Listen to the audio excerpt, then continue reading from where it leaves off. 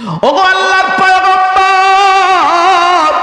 আমি তো আপনার সাথে হিজরতে যাইব, মক্কা ছেড়ে মদিনা যাইব, তবে আপনি বলেছেন মিথ্যা কথা বলা যাবে না। এই জন্য ক্লিয়ার বললাম, আমি যখন বাড়ি থেকে রওনা করেছি, আমি দেখি আমার বৃদ্ধ বাবা, বৃদ্ধা মা চোখের পানি ছেড়ে কাঁদতেছে। এইটা বুঝবেন যখন আপনি কোথাও ছোট কালে গিয়েছেন, ছোট কেন গো, বড় হইয়েই দেখবেন আপনি কোথাও যাচ্ছেন, বিবি এত পাস লাগবে না, বিবি অপেক্ষায় থাকবে কি মার্কেট করে নিয়ে আসলে। ও বন্ধু, বিবি অপেক্ষায় থাকবে আপনাকে রাস্তার সময়, যাওয়ার সময় কি বলা যায়, কি আনার কথা বলা যায়।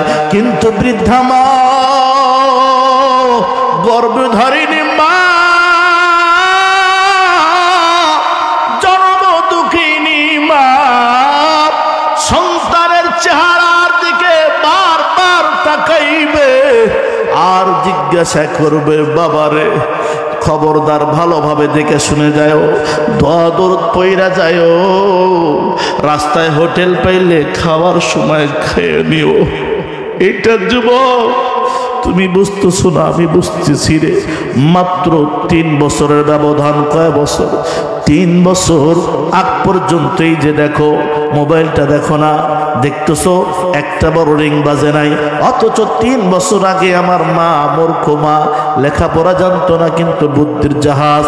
আমার মা 3 বছর আগে, আমার মা যখন বেঁচে ছিল রে, এতক্ষণ 11টা পার হওয়ার সঙ্গে সঙ্গে আমার আব্বারে জ্বালায়া ফোন দাও, আমার কলিজার টুকরার গলা কি ঠিক আছে কিনা, কণ্ঠ ঠিক আছে কিনা।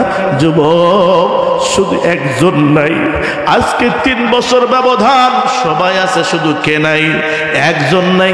এই মোবাইলে আর রাত 11টার পরে কেউ ফোন দেয় না, আমার কণ্ঠের খবর নেওয়ার জন্য কেউ ফোন দেয় না রে যুবক।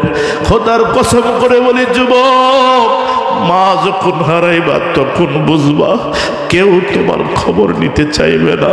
সবাই কেমন যেন পরের মতো হয়ে যাবে, আপন থেকে কেমন যেন পর হয়ে যাবে। এই যুবক ভাইরা রে, আল্লাহর পয়গম্বর সাহাবী ডাকতে বলে, নবীজি আমি যখন রওনা করতেছিলাম, পিছনে তাকায় দেখি আমার জনম দুঃখী মা চোখের পানি ফালাইয়া কাঁদতেছিল, আমার বাবা কাঁদতেছিল। নবী গো, এইভাবে আমি চলে আসছি, কিন্তু বাধা দেয় নাই।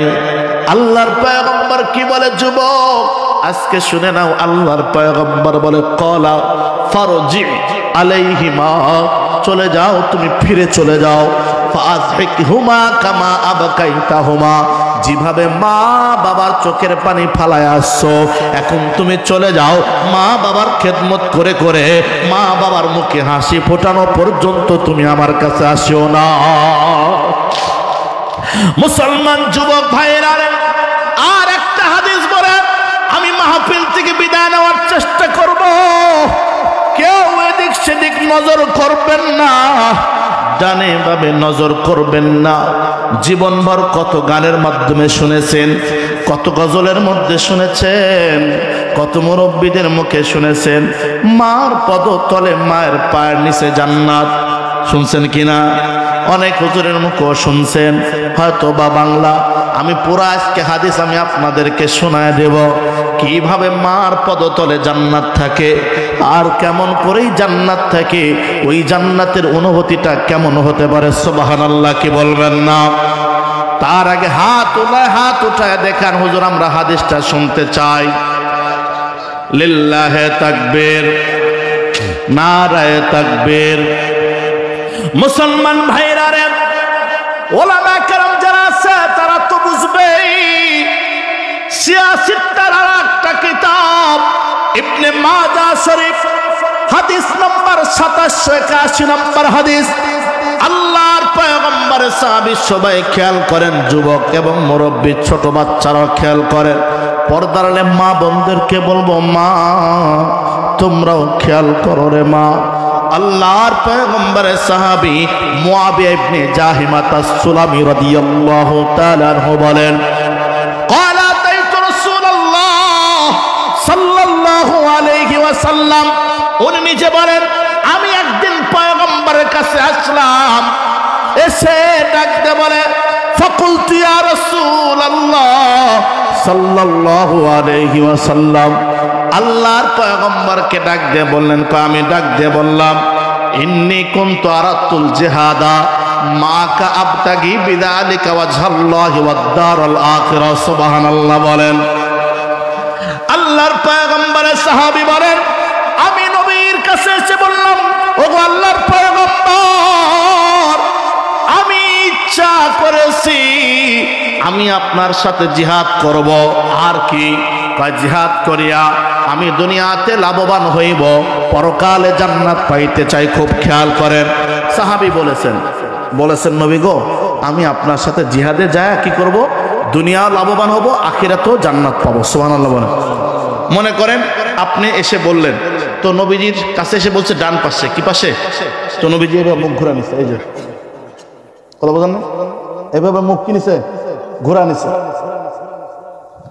আল্লাহর পয়গম্বরের সাহাবী বলেন সুম্মা তাইতুহু মিন জানিবিল আখর। আল্লাহর পয়গম্বরের সাহাবী বলেন আমি তখন আবার বাম পাশে চলে আসলাম। নবী গো ফাকুলতু ইয়া রাসূলুল্লাহ সাল্লাল্লাহু আলাইহি ওয়াসাল্লাম, ওগো আল্লাহর পয়গম্বর ইন্নী কুনতু আরাতুল জিহাদা মাকা আবতাগি বিযালিকা ওয়াজহাল্লাহি ওয়াদ দারুল আখিরা। আপনি অনুমতি দেন না আমি একটু আপনার সাথে জিহাদের ময়দানে যাইতে চাই, জিহাদ করিয়া দুনিয়াতে কামাই করব, তার মানে জিহাদের ময়দানে গেলে কাফের মুশরিকরা যদি হেরে যায় তাদের অর্থ সম্পদগুলো মুজাহিদদের হয়ে যায়। সুবহানাল্লাহ বলেন। ও আল্লাহর পয়গম্বর, জিহাদের ময়দানে যাইয়া আমি দুনিয়াতে লাভবান হইব, ওয়াদ দারুল আখিরা, আখিরাতেও জান্নাত কামাই করতে চাই। খুব খেয়াল করেন, নবীজি আবার এইভাবে, কি এইভাবে, আগে ওইভাবে ছিল না, এইভাবে ঘুরে বলে ইরজি ইলাইহা। নবীজি ডাক দিয়ে বলেন ক্বালা ওয়াইহাকা হাইয়াতুন উম্মুকা, সাহাবীরে তোমার মা কি বেঁচে আছে নাকি? আল্লাহু আকবার বলেন। সাহাবী বলেন কুলতু ইয়া রাসূলুল্লাহ নাম, হ্যাঁ আমার মা বেঁচে আছে। নবীজি বাম পাশ থেকে এভাবে মুখ ফিরাইয়া কয় ইরজি ইলাইহা, ইরজি ইলাইহা ফাবিররাহা, যাও যাও তুমি চলে যাও, তুমি তোমার মার খেদমত করো গা। সুবহানাল্লাহ বলেন। চিন্তা করেন, আল্লাহ রাসূলের সাহাবী বলেন সুম্মা তাইতুহু মিন আমামিহি, আমি ডান পাশে গেলাম, আল্লাহ রাসূল মুখ ফিরায় নিয়েছে, বাম পাশে গেলাম, আল্লাহ রাসূল মুখ ফিরায় নিয়েছে, আমি আবার নবীজির সামনে চলে আসলাম। সুম্মা তাইতুহু মিন আমামিহি, ও আল্লাহর পয়গম্বর ফাকুলতু ইয়া রাসূলুল্লাহ ইন্নী কুনতু আরাতুল জিহাদা মা কাবতাগি বিযালিকা ওয়াজহাল্লাহ ওয়াদ দারুল আখিরা। ও আল্লাহর পয়গম্বর, আমি চাই আপনি একটু দয়া করে অনুমতি দেন, আপনার সাথে জিহাদের ময়দানে যাব, দুনিয়া কামাই করব, আখিরাত জান্নাত কামাই করতে চাই। দেখেন নবীজি ডাক দিয়ে বলে সাহাবীরে আহাইয়াতুন উম্মুকা, তোমার মা কি বেঁচে আছে? ক্বালা নাম ইয়া রাসূলুল্লাহ, আমার মা বেঁচে আছে। নবীজি কি বলেন, আশ্চর্য হয়ে যাবে। নবীজি বলেন ওয়াইহাকা, আফসোস রে, ইলজাম রিজলাহা ফাসাম্মাল জান্নাহ। এ যুবক, তুমি অর্থ বুঝো না, এই জন্য তোমার বুকের ভিতরে ব্যথা লাগে নাই। আমি অর্থটা বলে দেই। নবীজি লাস্টে বলছে তোমার উপর আফসোস হয়, ইলজাম, তোমার মা যদি বেঁচে থাকে, ইলজাম রিজলাহা, তোমার মায়ের কদমটা চাপ দিয়ে জোড়ায়া ধরো। ইলজাম রিজলাহা, তোমার মার যেই দুইটা কদম আছে রে, ওই কদমটা চাপ দিয়ে জোড়ায় ধরো। কেন কেন? নবীজি বলেন ফাসাম্মাল জান্নাহ, কারণ ওই কদম তলায়, ওই কদমের নিকটেই জান্নাত আছে। এই যুবক, তোমাকে আমি নিজে সাক্ষ্য দিচ্ছি, ওলামায়ে কেরাম বুঝবে। মুফিদুত তালিবের একটা কিতাব আছে, ওই কিতাবের 17 নম্বর পৃষ্ঠা 2 নম্বর লাইন একটা কথা আছে রে, সালিল মুজাররাব ওয়ালা তাসআলিল হাকিম। অনেক সময় দেখবেন অনেক শিক্ষিত লোক অনেক বিষয় জানে না, কিন্তু যে ওই বিষয়ে পারদর্শী সে শিক্ষা না থাকলে ওই কাজ করতে পারে কি পারে না। এর নাম হলো সালিল মুজাররাব ওয়ালা তাসআলিল হাকিম। জ্ঞানীবান ব্যক্তির চাইতো যে ওই ব্যাপারে অভিজ্ঞ তাকে প্রশ্ন করো। এ যুবক, আমি নিজে বলতেছি আল্লাহর পয়গম্বর কেন বললো ইলজাম রিজলাহা, তুমি তোমার মায়ের পাওটা জড়ায় ধরোগা। তাই কেন? ফাসাম্মাল জান্নাহ, তোমার মায়ের কদমের নিকটেই জান্নাত আছে। এই যুবক, আমি নিজে চোখে দেখেছি রে, এই হাতটা দিয়ে আল্লাহ মাহমুদ শফি সাহেব রহমতুল্লাহ আলাইহি আমির হেফাজত মরহুম তার কদমটা টিপে দেওয়ার সৌভাগ্য হয়েছে।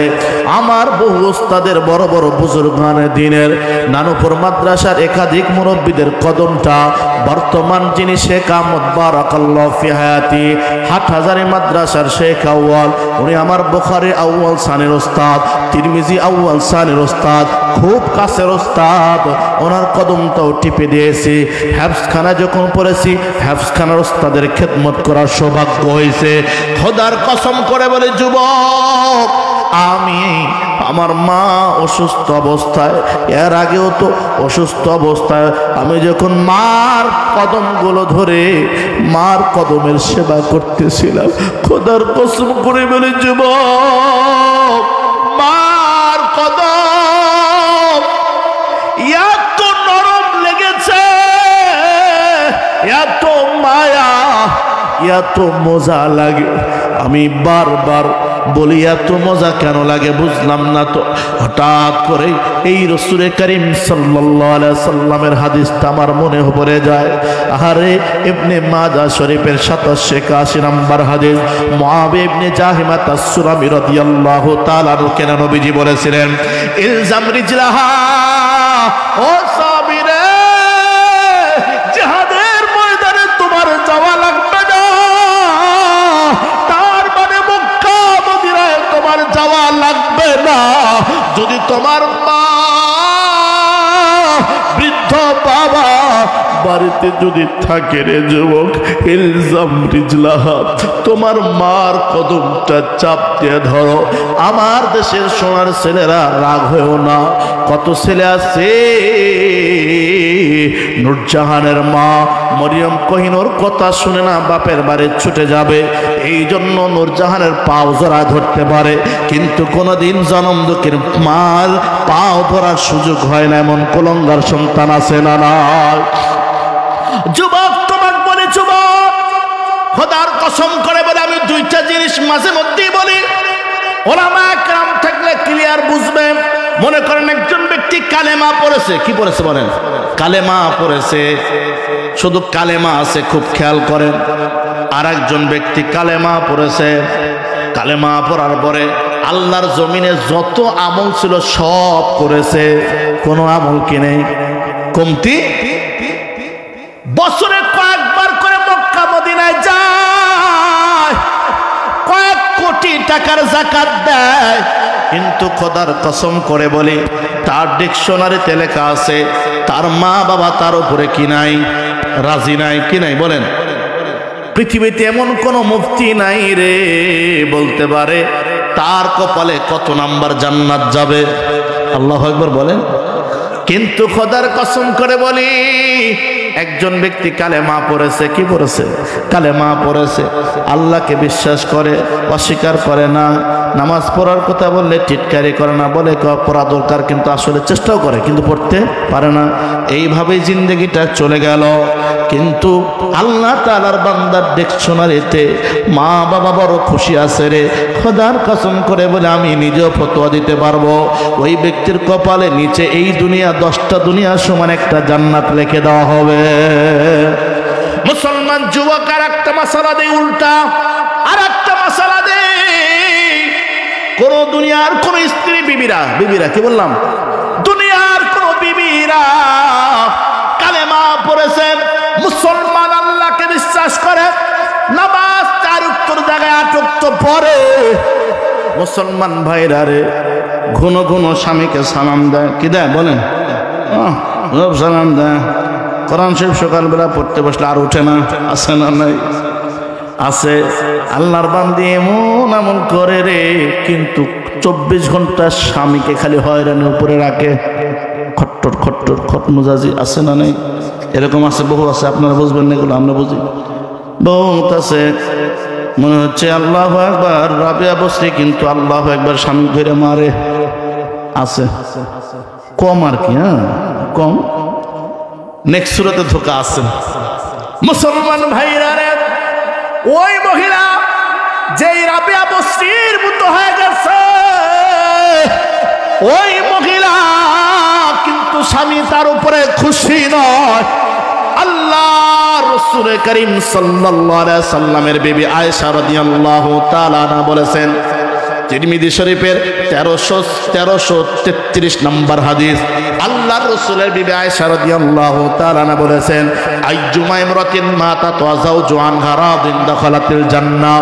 কোন মহিলার স্বামী যদি বলে আমার বিবির উপর আমি খুশি নাই, ওই মহিলা জান্নাতে যাওয়ার কোনো কায়দা চিন্তা করছেন?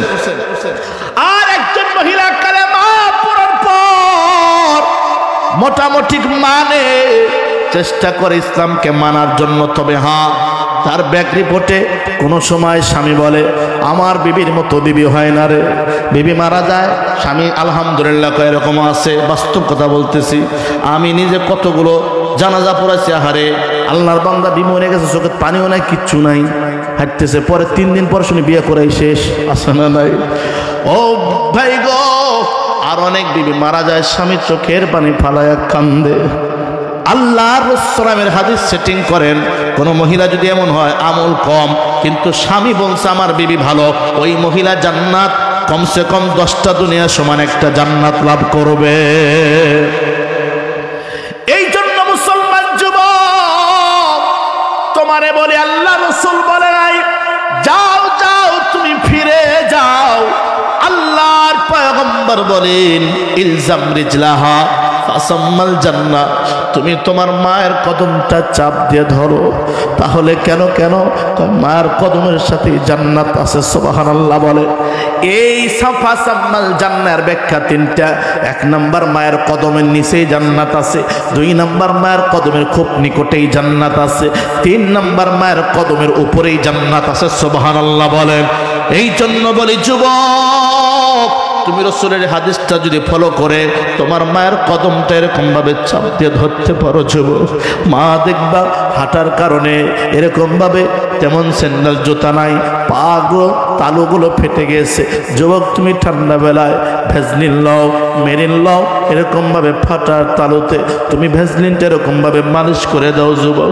খোদার কসম করে বলি রে যুবক, কত হাত তুমি মক্কা মদিনা লাগাইলা, কত হযরত আসওয়াদে তুমি হাত লাগাইলা, ওরকম কোটিবার হযরত আসওয়াদে হাত লাগানোর চাইতে মহব্বত লইয়া যদি জনম দুঃখে মার কদমে হাত লাগাইতে পারো রে যুবক, ওই হাতটা তো আল্লাহ অটোমেটিক তোমারে মক্কা মদিনায় পৌঁছায় দিবে। সুবহানাল্লাহ বলেন না? এই জন্য বলে যুবক, পীরচারীর পূর্ব পাড়ার যুবক ভাইরা রে, বলুন তো দেখি আমরা কারা কারা রাজি আছি মা বাবার হক, মা বাবার খেদমত করতে রাজি আছি? কারা কারা হাত উঠে আল্লাহর দেখান। লিল্লাহে তাকবীর, নারায়ে তাকবীর। একটু কালেমা বলি লা ইলাহা ইল্লাল্লাহ, লা ইলাহা, জোরে লা ইলাহা ইল্লাল্লাহ, লা ইলাহা ইল্লাল্লাহ, লা ইলাহা। নদী যেমন চলে সাগর প্রাণে, মৌমাছি ছুটে চলে ফুলের গানে। নদী যেমন চলে সাগর প্রাণে, মৌমাছি ছুটে চলে ফুলের গানে। তেমনি করে আমি খুঁজে বেড়াই মায়েরই ভালোবাসা, নদী যেমন চলে সাগর প্রাণে, মৌমাছি ছোটে চলে ফুলের গানে। নদী যেমন চলে সাগর প্রাণে, মৌমাছি ছোটে চলে ফুলের গানে। তেমনি করে আমি খুঁজে বেড়াই মায়েরই ভালোবাসা। লিল্লাহে তাকবীর, নারায়ে তাকবীর। আপনাদের কি কষ্ট হবে নাকি? 11:51 বাজে, 12টা পর্যন্ত সময়। ভাই আর 9টা মিনিট সময় আছে রে যুবক, সময় নাই। আমি এরকম ভাবে 1টা মিনিট লাগবে না, ছোট্ট একটা হাদিস বলে শুধুমাত্র মাহফিল থেকে ইনশাল্লাহ বিদায়ের পালা, সমাপ্তির পালার দিকে যাব। তবে বলুন তো দেখি, আমি এমন একটা আমলের কথা বলবো যেটা মা বাবার সাথে সম্পৃক্ত। এই আমল যদি কালকেই সকালবেলা করেন, আপনার জন্য আল্লাহ পাক জান্নাতের 2টা দরজা খুলে দিবে। পরের দিন করলে আবার 2টা খুলবে, পরের দিন করলে আবার 2টা খুলে দিবে। সুবহানাল্লাহ বলবেন না? সকালবেলা, কালকে, আজকে না, আজকে হবে না। রাসূল সকালবেলা বলছে, কালকে সকালবেলাই করবে। যদি মা থাকে বাপ থাকে তাহলে 2টা দরজা খুলে দিবে আল্লাহ তাআলা। আর যদি একজন থাকে তাহলে কয়টা দরজা? একজন। শুনবেন হাদিসটা, ছোট্ট হাদিস। আমাদের ইমাম বুখারী রাহমাতুল্লাহ আলাইহি, বুখারী শরীফ যেন একটা কিতাব আছে, আরেকটা কিতাব আছে সহিহুল আদাবুল মুফরাদ। এই আদাবুল মুফরাদের 4 নম্বর হাদিস। কয় নম্বর? 4 নম্বর হাদিস। রাসূল করিম সাল্লাল্লাহু আলাইহি ওয়াসাল্লাম সাহাবী আব্দুল্লাহ ইবনে আব্বাস রাদিয়াল্লাহু তাআলা আনহু, যিনি রাসূলের চাচাতো ভাই আব্দুল্লাহ ইবনে আব্বাস, যাকে রাইসুল মুফাসসিরিন বলা হয়। কিয়ামত পর্যন্ত আল্লাহ রাসূলের পরে মৃত্যু পর্যন্ত এত বড় মুফাসসির আর জন্ম নেবে না। সুবহানাল্লাহ বলবেন না? আব্দুল্লাহ ইবনে মাসউদ উনি হলো রাইসুল মুফতিন, কিয়ামত পর্যন্ত আল্লাহ রাসূলের পরে আর এত বড় মুফতি জন্ম নেবে না। আর আব্দুল্লাহ ইবনে আব্বাস রাদিয়াল্লাহু তাআলা আনহু, যিনি রাসূলের চাচাতো ভাই, বুঝতে পারছি? ওনার ইন্তিকাল হলো 68 হিজরিতে। তো উনি এত বড় মুফাসসির, উনি বলতেছেন, উনি বলেন আন্নাহু আতা রাজুলুন, আল্লাহর পয়গম্বরের সাহাবী আব্দুল্লাহ ইবনে আব্বাস রাদিয়াল্লাহু তাআলা আনহু বলেন, আতাহু রাজুলুন, একজন ব্যক্তি আসলেন। বলেন কি আসলেন? একজন ব্যক্তি। আর একটা রাওয়াত, রাসূল করিম সাল্লাল্লাহু আলাইহি ওয়াসাল্লামের সাহাবী আব্দুল্লাহ ইবনে আব্বাস রাদিয়াল্লাহু তাআলা আনহু বলেন, কয় মা মিন মুসলিমিন লাহু ওয়ালিদানে মুসলিমানে। আল্লাহর পয়গম্বরের সাহাবী আব্দুল্লাহ ইবনে আব্বাস রাদিয়াল্লাহু তাআলা আনহু বলেন, যদি কোন মুসলমান কালেমা ওয়ালা হয়, কিন্তু মুসলমান হতে হবে, কি হতে হবে? মুসলমান হতে হবে। আর ওই মুসলমানের জন্য লাহু ওয়ালিদানে মুসলিমানে, 2জন যদি মুসলমান মা বাবা থাকে, তার মানে বাপও মুসলমান, মাও কিরে মুসলমান। এরকম যদি হয়, দেখেন কি বলে, আল্লাহু আকবার।